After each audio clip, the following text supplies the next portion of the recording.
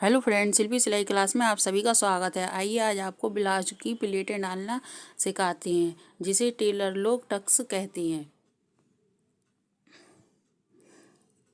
पहले आगे के पेज में हम नीचे से 4 इंच पर निशान लगाएंगे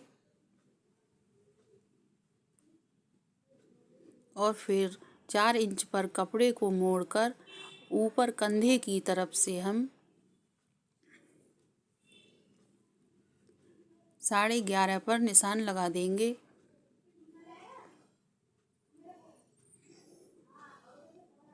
ये 16 इंच हमने पेस काटा है, इसलिए हमने 11.5 इंच पर निशान लगाया है। कुछ लोगों की ब्लाउज का नाप छोटा होता है, 12 इंच या 13 इंच होता है, तो हम 9 इंच या 10 इंच निशान लगाते हैं। जिस हिसाब से लंबाई होती है उस हिसाब से निशान लगाते हैं। अब हम 1.25 इंच करीब इस तरह से तिरछा निशान लगा देंगे और 1.25 इंच इस तरफ से। इस तरह हमारी प्लेट 1.5 इंच की हो जाती है।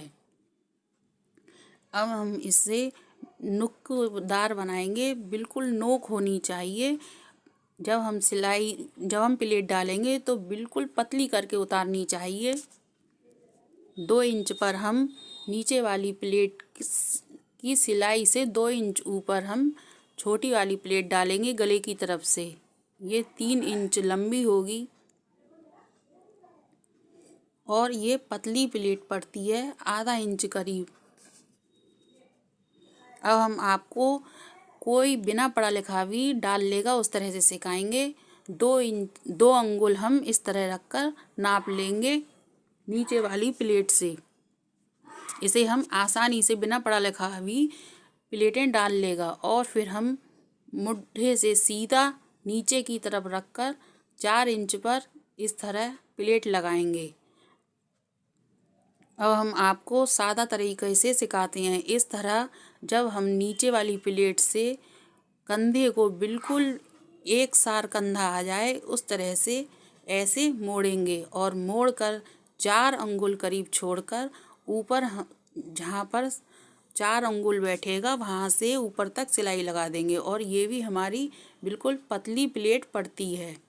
फिर हम चौथी प्लेट डालेंगे नीचे से 2 इंच दूरी पर और मुट्ठे में और नीचे की तरफ जो प्लेट होगी उसके बीचों बीच से निशान लगाकर आधा इंच पीछे से हम एक प्लेट इस तरह डाल देंगे। ये हमारी चौथी प्लेट पड़ जाएगी।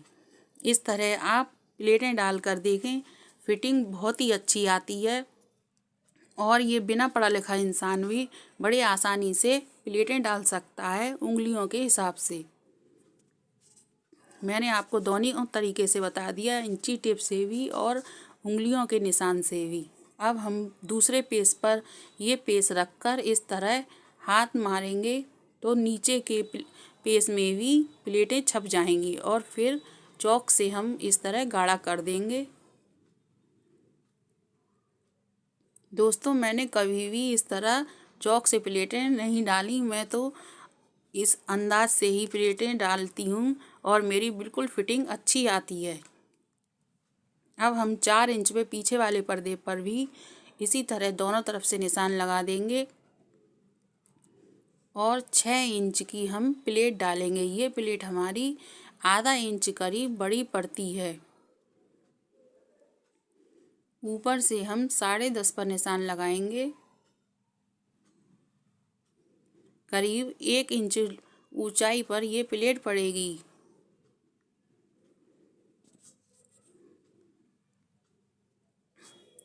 इस तरह हम तीनों पेजों में प्लेटें डालने के बाद फिर आपको आगे की स्टिचिंग सिखाते हैं। ये हमने प्लेटें डालनी, देखिए कितनी पतली हमने प्लेट डाली है। केवल हमारी नीचे वाली एक प्लेट चौड़ी पड़ती है 1.25 इंच की, बाकी सब आधा इंच की प्लेटें पड़ती हैं। एक तरफ से वो 1.25 इंच की होगी और बाकी पूरी 1.5 इंच चौड़ी बैठती है।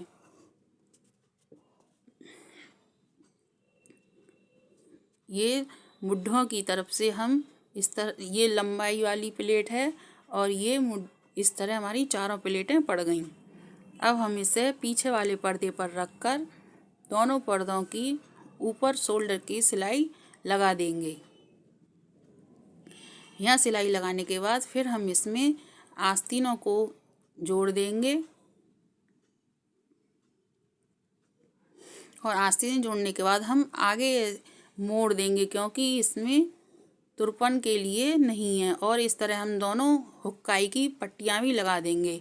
आई की पट्टी हम हमेशा उल्टी तरफ से ही लगाएंगे तो फिनिशिंग अच्छी आती है। ऊपर की तरफ मोड़ेंगे और ये हम साइड की सिलाई लगा देंगे। उसके बाद हम गले की पट्टियाँ तैयार करेंगे। गले की पट्टियाँ मैंने आपको कल काट कर दिखा दी थी और अब हम ये इस तरह जोड़ेंगे।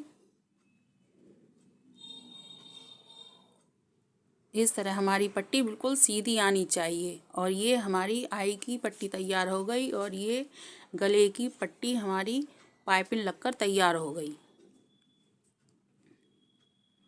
देखिए दोस्तों, कितनी आसानी से हमने 15-20 मिनट में ये ब्लाउज सिलकर तैयार कर ली।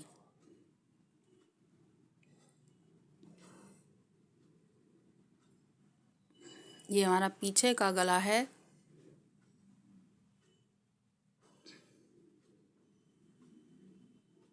और हम इसे नाप लेंगे। ब्लाउज को उसी तरह पीछे के पर्दे को 1 इंच पीछे से पकड़कर आराम से रखें बिना खींचे हुए, और उसी तरह नाप को भी रखकर इस तरह मिलाएं।